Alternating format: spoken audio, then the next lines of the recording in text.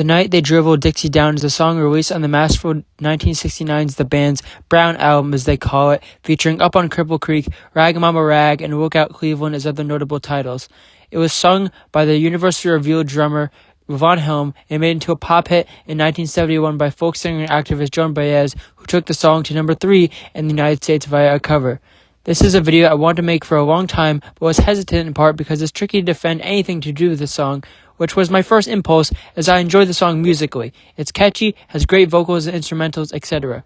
I've spoken about the alleged misogyny of Bob Dylan's Just Like a Woman and defended that as a depressing breakup song, but this feels much, much different.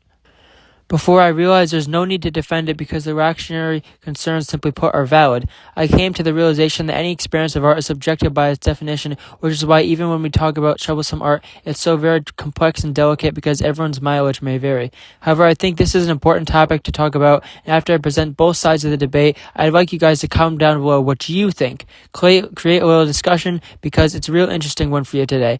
I've seen no one else talk about it on YouTube at all, so I'd like to fill that void.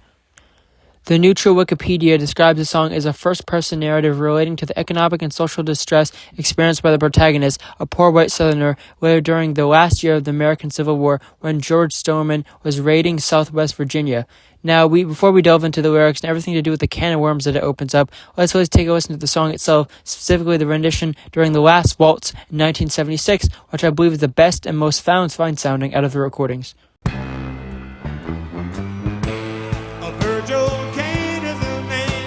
Served on the Danville train to Stoneman's cavalry came and they tore up the tracks again.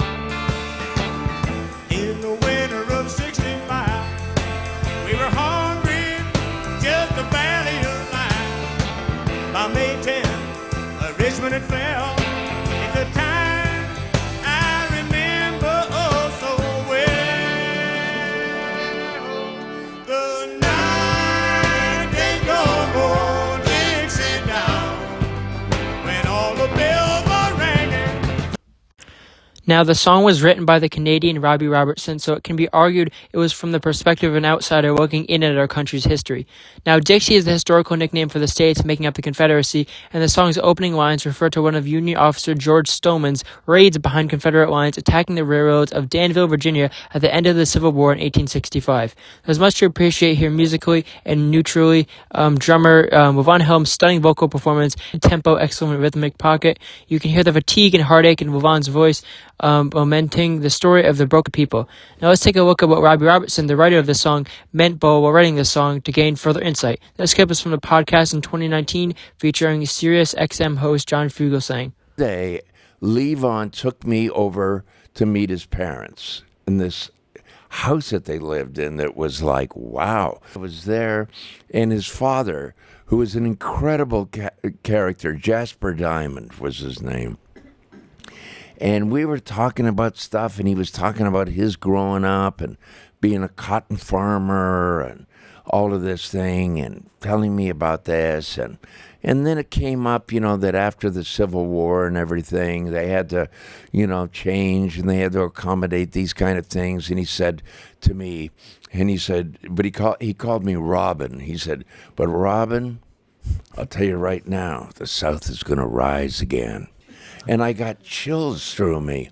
I got those relatives too. Yeah. And so years later, I'm sitting down at the piano writing a song, and something creeped out of me, and it was a story. Back with my wife in Tennessee, when one day she called to me, said, Virgil, quick, come and see, there goes the Robert E. Lee.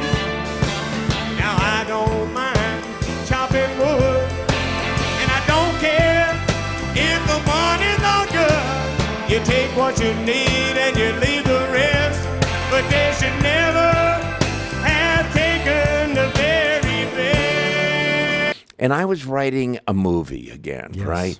And I was writing a movie about a Southern family that lost in the war in the Civil War, and from their side, but the story of that family. And I don't know, I was trying to write a song that I thought Levon could sing better than anybody in the world. And that's all it was. That's what it meant to me. This little movie, a perfect thing for him. And I knew that this group, I knew their instruments, their voices better than anyone. And I thought, we can make, nobody's doing this. Nobody's entering this area of music. Now, there's so much to unpack here. Robbie Robertson's commentary could be taken in many different interpretations. He seems mostly evasive on the subject and in the end a bit too vague. He's more telling the story of what inspired and how the song came about, not so much a deep dive into the controversial lyrics. He seems convinced he was telling his own little story, and it's even possible he doesn't even really know what he meant or had created. I mean, once art is released to the public, it's not really the artist anymore. But anyways, history is always written by the victor. It never really counts much for the downtrodden, the people stepped over and take advantage of in war, especially if they're on the wrong side of history. I mean, someone could say that this song is just about the burning of Richmond on April 2nd and April 3rd of 1865, a fictional story of a Southern family being the losing side of the war. You could also say this is a Southern defending piece of trash and white supremacy. You can also argue this is a character piece. An article on this very topic written by Jack Hamilton writes, most pop songwriting is deeply figurative and symbolic, and within this exists a sub-tradition of character songs, quote, take Talking Heads' quote, Psycho Killer or Stand by Eminem. Both songs told from the view of murderous psychopaths. They are both chilling in their way, but most people don't really find them categorically offensive because we understand they are fictions. The Night They Drove Dixie Down is a character song through and through, and we know this from the opening line. Virgil Caine is the name. It's about the devastation of war as experienced from the losing side, but with the possible exception of the line, they should never have taken the very best. An ambiguous line that they could either refer to the Confederate war machine or the Union Army. There's not much in the song, however, else that rings as an explicit endorsement of the Confederacy. I could not have said that better, to be honest, which is why I let the professional journalist take control for a second.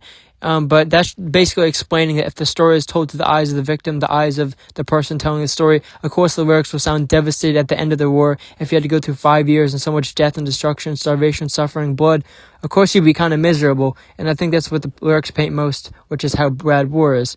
But, yeah.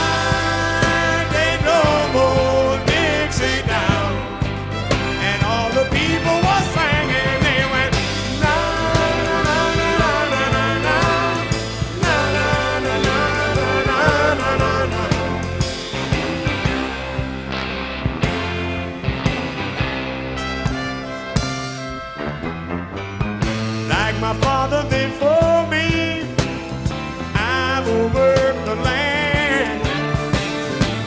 And like my brother above me, who took a rebel stand. He was just 18, proud and brave, but a Yankee, a laid him in his grave. And I swear by the mud below my feet, you can't raise a cane back up when he's in defeat. It may also be that the song itself is rooted in the Vietnam era as an anti-war song. This might not make sense at a surface level. We all know Vietnam was a very unpopular war and a complete disaster. It could be that since the American South was really only the part of land on American soil ever to face such military defeat, it is a cautionary tale towards American nationalism and triumphant Cold War policy, saying, yeah, we're the best in the world, when we're forgetting history, which is that when the countries that we invade or suck our noses in suffer the same way that those in our own country did under Civil War. But it gets more complicated because once you start unpacking the history of this nation, it opens up a whole can of worms of racism and generally messed up things. The antebellum himself is extremely poor to my understanding, and I started reading up on W.E.D. Boys and his thoughts on the whole matter when it comes to subjugation, race, capitalism, and more, and I felt like my mind was going to implode with information. That's a rabbit hole for another time. In the end, I feel like people who are singing The Night They Drove Dixie Down as a Southern anthem are totally misunderstanding the song, but that also people that are turned off by it due to the interpretation of the lyrics as controversial are also valid as fuck. It's kind of like a weird tightrope. But in the end, this is just kind of Robbie Robertson's creation, is it? I mean, is it just his picturesque movie? Maybe it means none of these things, and it was just a song for Levon Helm, like he said, a song that he could sing better than anyone else.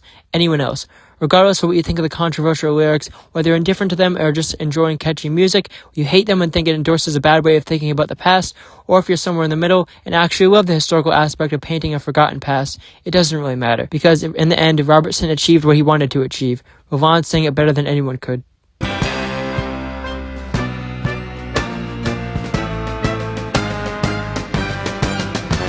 The night ain't no more Dixie down now. The bells are ringing. The night ain't no more Dixie down. And all the people